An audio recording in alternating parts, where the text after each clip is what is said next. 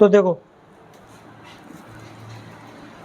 हम लोगों ने कल जो पढ़ा उसके बाद का अगला टॉपिक है संविधान को प्रचलन में लाने का तरीका, यानी कि mode of proclamation of a constitution.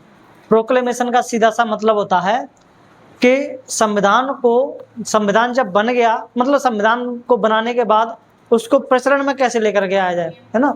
हाँ, केम टू फोर्स, कैसे लेकर के आए उसको, कैसे लागू करवाएं उसको, है ना। किसने उसको बनाया और बनाने वालों के पास कितनी शक्तियां थी। और कई संविधान ऐसे थे जो बनाने के बाद एकदम मतलब उनकी किसी ने नहीं मानी, किसी ने नहीं सुनी, वो संविधान फेल हो गए, है ना, फ्लॉप हो गए। और कुछ संविधान ऐसे थे जो कि बढ़िया से क्या हुए, बनने के बाद उन्होंने काम किया, है ना। जैसे हमारे इंडिया का संविधान कब बना था, आज बेहतर तरीके से काम कर रहा है। अमेरिका का संविधान सबसे पहले बना था, बेहतर तरीके से काम कर रहा है। दक्षिण अफ्रीका का संविधान कब बना था, बेहतर तरीके से काम कर रहा है। लेकिन अपन यहीं पे नेपाल का संविधान देखेंगे, कम से कम 10-15 बार बन गया। ऐसा क्यों होता है, अपन ये सब इस टॉपिक में क्या करने वाले हैं, देखने वाले हैं, पढ़ने वाले हैं, है ना। सोचो आपके उसमें स्कूल में फेयरवेल पार्टी है ना। फेयरवेल पार्टी में अच्छा जानते हो ना फेयरवेल पार्टी क्या होती है। हाँ, जब तुम पास होकर के निकलते हो, उसके बाद स्कूल छोड़ के जा रहे होते हैं, कोचिंग छोड़ के जा रहे होते हैं, उस समय फेयरवेल पार्टी होती है ना, है। हाँ, कोचिंग पे भी होती है। इस साल तो हुई थी मेरे यहाँ, है ना। हाँ, इस साल क्यों कर लेंगे, अगले साल करेंगे 12th क्लास में, है ना। तो फेयरवेल पार्टी में मान लो कोई लड़का आता है और आकर के मंच पर खड़ा होकर के कहता है कि आज फेयरवेल पार्टी में कोई डीजे बीजे नहीं बजेगा, कुछ यहाँ पे नहीं होगा, सिर्फ समोसे खाओ और जाओ घर पे। आप उसकी बात मान सकते हो, हैं? वो लड़का एकदम क्लास का बदमाश है, जिसकी कोई बात नहीं सुनता है, आप उसकी बात मान लोगे इस बात को। लेकिन सोचो अगर आपके क्लास का, आपके स्कूल का, है ना, जो टीचर सबसे ज़्यादा अच्छा है, जिसको आप सबसे ज़्यादा पसंद करते हो, आपका चहेता टीचर है ना, वो आकर के कहे कि बेटा बजट थोड़ा टाइट है ना, पैसे नहीं है इस बार हमारे पास, तो इस बार हम डीजे बीजे नहीं बजा पाएंगे, लेकिन हम मस्ती खूब सारी करेंगे हम, है ना। हाँ, अंताक्षरी खेलेंगे और क्या करते हैं, जो भी मस्ती होती है खूब सारा करेंगे हम, है ना, खाएंगे पिएंगे, खूब सारी बातें करेंगे। तो आप उस टीचर की बात को मान जाओगे कि नहीं मान जाओगे, मान जाओगे, क्योंकि वो टीचर, है ना, आपका चहेता टीचर था, आप उस पर भरोसा करते थे। अब इसी बात को अप्लाई कर दो आप लोग संविधान पर, कॉन्स्टिट्यूशन पर। एक ऐसा कॉन्स्टिट्यूशन जिसको ऐसे लोगों ने बनाया हो जिसको कोई पसंद नहीं करता, है ना। जैसे देखो यहाँ पर क्या लिखा है, संविधान के निष्प्रभावी होने के कारण, इनइफेक्टिव के कारण, क्या ऐसे सैनिक शासकों ने बना दिया, जो तानाशाह थे, सैनिक शासक थे, है ना, उन्होंने बना दिया इसको, मिलिट्री रूलर्स ने, या फिर अलोकप्रिय नेताओं ने बना दिया, अनपॉपुलर लीडर्स ने, जिनको कोई जनता पसंद नहीं करती थी। क्या आप उस संविधान को मानेगी उस देश की जनता? नहीं मानेगी, है ना, क्योंकि जनता का उस पर भरोसा ही नहीं है ना। वहीं देखो सफल संविधानों का आधार क्या है, क्योंकि इनको एक सफल आंदोलन के बाद बनाया गया होता है। हमारा संविधान, है ना, कब से आंदोलन चल रहे थे, उन आंदोलनों के बाद हमारा एक संविधान बन करके क्या हुआ था, तैयार हुआ था। अमेरिका में जब संविधान बना, अमेरिका में भी शासन था किसका, अंग्रेजों का। तो जब अमेरिका में क्रांति हुई, है ना, 1700, शायद मैं सही याद कर पा रहा हूं तो 1770s के जमाने की बात है ना, 1770 के बाद की बात है, 1770-80 के बीच में वहां पर क्रांति हुई थी, वहां के लोगों ने क्रांति करी थी और उन्होंने अपना एक संविधान बनाया था, है ना। वो संविधान वहां की क्रांति के बाद बना, लोगों की सहमति के बाद बना, है ना, इसलिए वो संविधान अच्छे से काम कर रहा है। ऐसे दक्षिण अफ्रीका में आप लोगों ने इंग्लिश के चैप्टर में पढ़ा था ना, नेल्सन मंडेला के बारे में, क्रांति करी थी उन लोगों ने दक्षिण अफ्रीका में, तो वो भी एक आंदोलन के बाद बना था, है ना, एक मूवमेंट के बाद बना था, इसलिए वहां का संविधान भी अच्छे से काम कर रहा है। तो ऐसे संविधान, ऐसे देशों के संविधान जहां पर खूब सारी क्रांति हुई और वो संविधान क्रांति के बाद बने, तो वो संविधान अच्छे से काम आज भी क्या कर रहे हैं, ठीक है। तो आप लोग इनके नाम याद रखना, है ना। भारत लग गया अच्छे डब्बा। ये लग गया। भारतीय संविधान का निर्माण और वैधता, है ना। तो हमारा संविधान दिसंबर 1940 में पहली बैठक होती है, 9 दिसंबर 1940 को, और नवंबर 1949 को इसको क्या कर दिया जाता है, बना करके कंप्लीट कर दिया जाता है। और इसमें टाइम लगभग लगता है कितना, 2 साल 11 महीने और 18 दिन, चाहो तो लिख लेना, ठीक है। 2 ईयर 11 मंथ 18 डेज, है ना। यहीं पे लिख लेना, कहीं ब्रैकेट में जगह हो तो नीचे लिख लेना, जहां जगह हो वहां लिख लेना, ठीक है। याद है।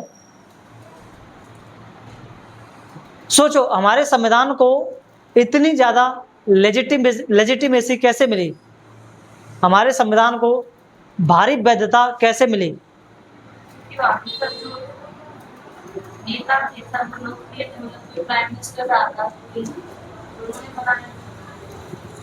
सोचो, मैंने आप लोगों के लिए सोचने के लिए बोला है। मैं इसका आंसर बता चुका हूं, ठीक है।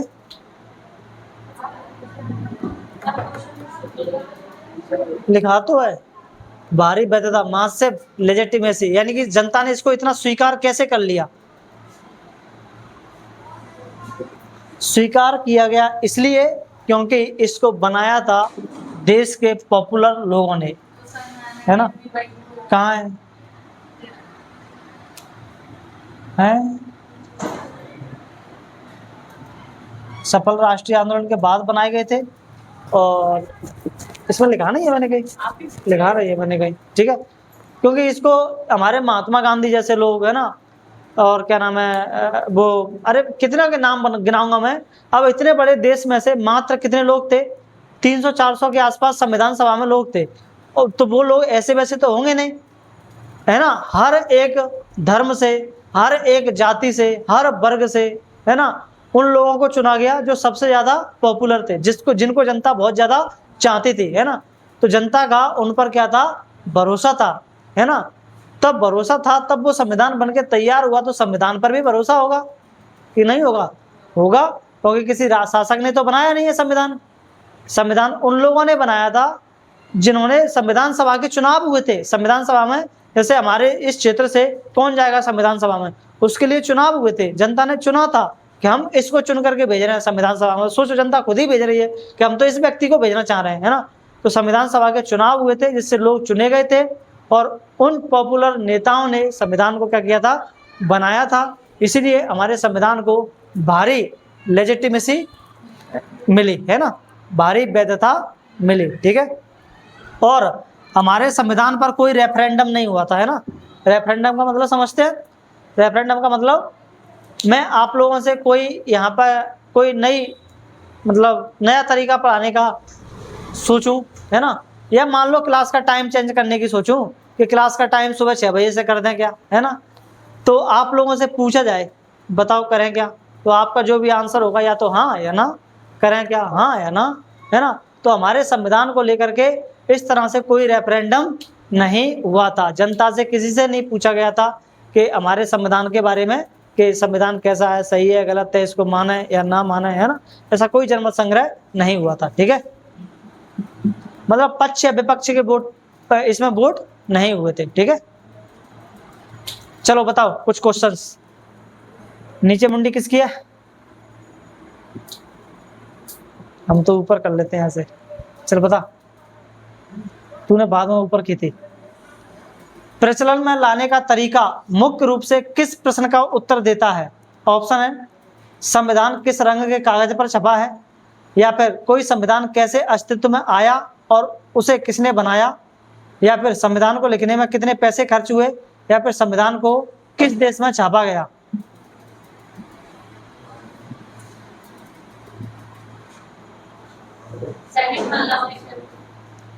क्या बात है, तुम कहाँ थे भाई? गलत बात है, ध्यान से सुना नहीं तुमने। प्रचलन में लाने का तरीका देखो, ऊपर ही लिखा है प्रचलन में लाने का तरीका, है ना। और मैंने ऑप्शन भी बोला था, कोई संविधान कैसे अस्तित्व में आया और उसे किसने बनाया, है ना। It refers to how to constitution came into being, force who framed it, है ना। बाकी ऑप्शंस गलत थे। अगला क्वेश्चन बताओ मेरे को। कई सारे देश ऐसे होते हैं जिनमें संविधान फ्लॉप हो जाता है, उसके क्या कारण है? वे बहुत छोटे आकार के होते हैं संविधान इसलिए, या देश बहुत छोटे आकार के होते हैं इसलिए, या फिर वे सैनिक शासकों यानी कि जो मिलिट्री रूलर्स हैं या अलोकप्रिय नेता हैं, है ना, अनपॉपुलर लीडर्स हैं, उनके द्वारा बनाए जाते हैं इसलिए, है ना, जो लोगों को साथ नहीं लेके चलते, या वे केवल अंग्रेजी भाषा में लिखे जाते हैं इसलिए, इंग्लिश में लिखे जाते हैं इसलिए, हैं? हाँ, मिलिट्री रूलर्स और अनपॉपुलर लीडर्स के द्वारा बनाया जाता है इसलिए वो क्या हो जाते हैं? फेल हो जाते हैं। ठीक है, अगला क्वेश्चन, भारतीय संविधान का निर्माण औपचारिक रूप से किस अवधि के बीच हुआ था, यानी किस टाइम पीरियड के बीच हुआ था? अगस्त 1947 से जनवरी 1950 के बीच, या फिर दिसंबर 1940 से नवंबर 1949 के बीच? यही वाला ऑप्शन है ना। अब बताओ, स्विट्जरलैंड जैसे देशों में संविधान को अपनाने के लिए जनता द्वारा सीधे किए गए मतदान को क्या कहा जाता है? यानी कि स्विट्जरलैंड में संविधान बना था, है ना, तो वहां पे जनता ने उसके लिए वोटिंग करी थी, उसके पक्ष और विपक्ष में, यानी कि उसके फेवर में और उसके अगेंस्ट। तो इस चीज को क्या कहते हैं? रेफरेंडम। क्या बोलते हैं? रेफरेंडम, यानी कि जनमत संग्रह। ठीक है, अगला क्वेश्चन बताओ, भारतीय संविधान पर हुए जनमत संग्रह के बारे में क्या सच है ना, बताएंगे? भारतीय संविधान पर बहुत बड़ा जनमत संग्रह हुआ था, या भारतीय संविधान पर मतलब बहुत बड़ा रेफरेंडम हुआ था, या फिर कोई रेफरेंडम नहीं हुआ था, कोई जनमत संग्रह नहीं हुआ, या फिर केवल ब्रिटिश नागरिकों से वोट कराया गया था, या फिर केवल जमींदारों ने इस पर मतदान किए थे? सेकंड वाला ऑप्शन सही है, यहाँ पर कोई रेफरेंडम नहीं हुआ था। तो बधाई हो, आप लोगों ने 5 सवालों के जवाब सही दे दिए हैं। ठीक है, एक और क्वेश्चन आप लोग आंसर लिख के लाए क्या? चलो लिखो, एक क्वेश्चन लिखो। आप लोग थोड़ा सा अपना दिमाग चलाना और लिखना। दिमाग क्या चलाना है, लिखा है आंसर बोर्ड पर, है ना। लिखो question, why are the constitution of India, why are the constitution of India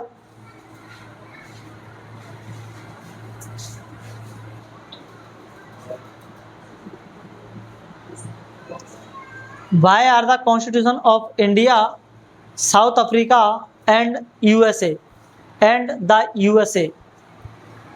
ये तीनों नाम लिख लेना, ठीक है, बोर्ड पर लिखे हैं, इंडिया, साउथ अफ्रीका और यूएसए। कैटेगराइज्ड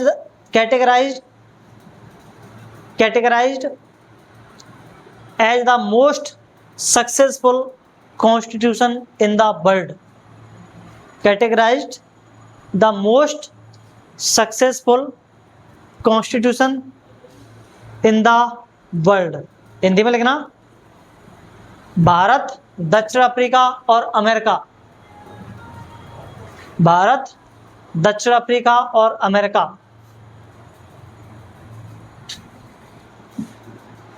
के संविधानों को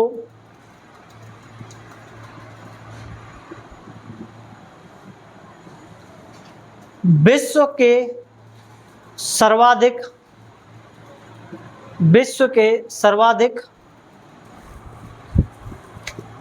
सफल संविधानों की श्रेणी में क्यों रखा गया है?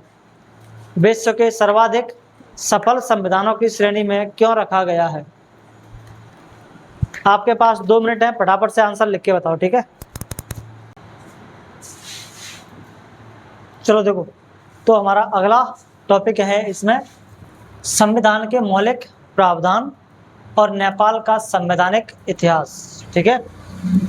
तो अपन देखेंगे substantive provisions of a constitution, यानी कि एक संविधान के अंदर ऐसे कौन से प्रावधान होने चाहिए, प्रोविजंस होने चाहिए, जिनसे हम उन प्रोविजंस का सम्मान करेंगे, यानी कि हम उन प्रोविजंस की वजह से इस संविधान का सम्मान करेंगे, इसकी रेस्पेक्ट करेंगे।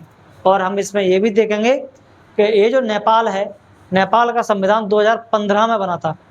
इससे पहले 5 बार ये असफल प्रयास कर चुका है संविधान बनाने के। क्या कारण था कि बार बार यहाँ का संविधान फेल हो जाता था? कभी यहाँ पे राजा का शासन, कभी पीएम, कभी राजा कभी पीएम, ऐसे यहाँ पे शासन होता रहा है। ठीक है, राजा आ गया पीएम चला गया, पीएम आ गया राजा चला गया, जिसकी लाठी अभी पीएम है, जिसकी लाठी उसकी भैंस, ऐसा कुछ वहां पे चलता रहा था, है ना। तो अपन यही देखेंगे। तो संविधान के मौलिक प्रोविजंस कौन कौन से होने चाहिए, है ना, ताकि संविधान की लोग क्या कर सके, उसका आदर करें, है ना। तुम बताओ ना, आप लोग संविधान का पालन, संविधान में जो तुम्हारे मौलिक प्रावधान है उनका पालन कब करोगे?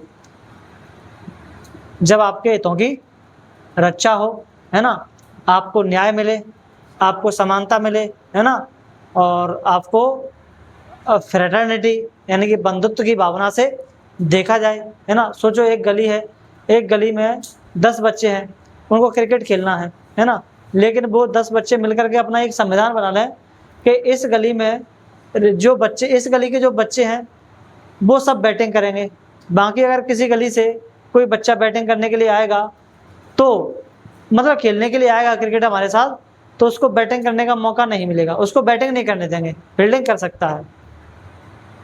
तो क्या कोई दूसरे गली के लोग इस संविधान को मानेंगे? नहीं मानेंगे ना, क्योंकि वो उनको इक्वलिटी नहीं देता है ना। तो अगर संविधान में अगर कुछ ऐसे प्रावधान हैं जो लोगों के अधिकारों को छीन रहे हैं, उनको दबाने का काम कर रहे हैं, तो क्या लोग उसका आदर करेंगे? नहीं करेंगे, उसकी रेस्पेक्ट नहीं करेंगे। ठीक है, तो संविधान की असफलता के कारण क्या है, ये है। ठीक है, मतलब संविधान कुछ ऐसे प्रावधान जरूर देता है जिनसे हम उसकी रेस्पेक्ट करें। हम संविधान की रेस्पेक्ट करते हैं क्योंकि संविधान हमें फ्रीडम देता है, संविधान हमें इक्वलिटी देता है, जस्टिस देता है ना, ये सारी चीज़ें देता है जिसकी लोगों को ज़रूरत है। नहीं तो सोचो अगर हमें फ्रीडम ना मिले, हम मानेंगे ऐसे संविधान को? हमें जस्टिस ना मिले, न्याय ना मिले, मानेंगे हम ऐसे संविधान को? नहीं मानेंगे, है ना। तो असफलता के कारण क्या है? यदि वह संविधान बहुसंख्यकों को अल्पसंख्यकों के उत्पीड़न की अनुमति देता है, यानी कि मेजोरिटी का मतलब है ना, जैसे हमारे यहाँ पे संविधान, हमारे देश की बात करें तो हमारा संविधान अगर ऐसा होता कि हमारे देश में मेजोरिटी में हिंदू ज़्यादा हैं, मेजोरिटी का मतलब होता है जो संख्या में ज़्यादा है, तो हिंदू ज़्यादा हैं, सोचो संविधान ऐसी अनुमति दे दे कि हिंदू लोग मुस्लिमों का उत्पीड़न कर सकते हैं, यानी कि उनका एक्सप्लॉयटेशन वो कर सकते हैं, उनको दबा सकते हैं, मार सकते हैं, पीट सकते हैं, जो चाहे वो कर सकते हैं उनके साथ। क्या ये माइनॉरिटी के लोग इस संविधान को मानेंगे? नहीं मानेंगे। ठीक है, तो फेल होने का सबसे पहला कारण। दूसरा, यदि वह कुछ लोगों को अन्य की तुलना में ज़्यादा सुविधाएं देता हो, है ना, ऐसा संविधान है जो कुछ लोगों को ज़्यादा सुविधाएं दे देता है। जैसे आप मान लो आपने पढ़ाई लिखाई करी, आप IAS वाईएएस बन गए, आप मिनिस्टर बन गए, आप PM बन गए, आप CM बन गए, आप राष्ट्रपति बन गए। अब आपको ऐसी सुविधाएं दे दी गई, जैसे आपको वोट करने की परमिशन, जब आपको वोट डालने का अधिकार है, आपको 10 वोट डालने का अधिकार दे दिया कि एक व्यक्ति कितने वोट डाल सकता है? 10 वोट डाल सकता है ना, क्योंकि तुम एलिट क्लास के लोग हो, तुम पैसे वाले लोग हो, है ना। अमीर वोट ही नहीं करेगा, है ना, या करेगा तो एक वोट करेगा, सॉरी गरीब वोट ही नहीं करेगा, करेगा तो एक वोट करेगा। ठीक है, अगर ऐसी कुछ सुविधाएं दे रहा है कुछ खास लोगों को संविधान, तो क्या इसको बाकी के लोग संविधान को मानेंगे? नहीं मानेंगे, है ना। ऐसे ही यदि कोई समूह है, यह महसूस कर रहा है कि उसकी पहचान को दबाया जा रहा है ना, जैसे कोई ग्रुप हो गया, अब ग्रुप को जैसे वहाँ पर हुआ था, कहाँ पर, पाकिस्तान में ना, पाकिस्तान में जब देश आज़ाद हुआ था लगभग कम से कम 14% के आसपास हिंदू वहाँ गए थे, लेकिन आज वहाँ पर हिंदू मुश्किल से 1% रह गए होंगे, बाकी सारे के सारे हिंदू गायब, मतलब उनकी पहचान ही क्या कर दी? गायब कर दी, है ना।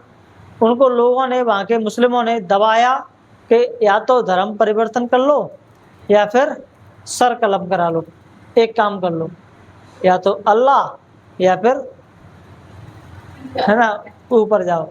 तो अगर किसी समूह को ऐसा लग रहा है किसी देश में कि उसकी पहचान दबाई जा रही है, तो क्या वो समूह इस संविधान को मानेगा?